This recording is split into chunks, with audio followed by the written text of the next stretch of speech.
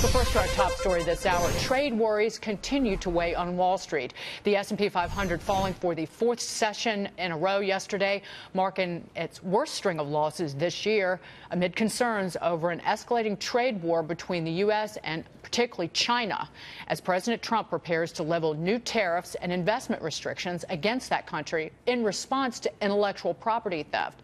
One person defending the president's trade strategy, billionaire investor Peter Thiel. In an exclusive sit-down interview with Maria at the New York Economic Club, the PayPal co-founder also weighed in on President Trump's re-election chances. Watch this. There is something really odd going on in the trade relations. You know, we have the way you'd expect things to be working in a healthily globalizing world is that capital would flow from the slow-growing to the fast-growing economies, from the developed to the developing world. Today, it's quite the opposite, where the capital is flowing uphill from China to the U.S. and is sort of the other side of these enormous current account and trade deficits the United States has.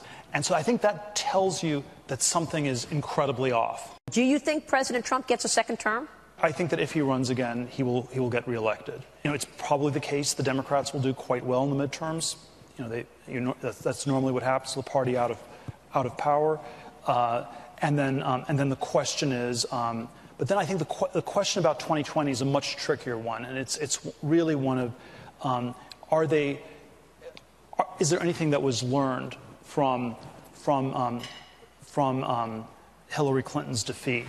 Because there were sort of all these ways that there were issues that she was, not talking about, not relating to. If you just have sort of this hate factory where it's about hating Trump all the time, that's going to handicap you from seriously engaging with the issues. I think if the Democrats were to do that,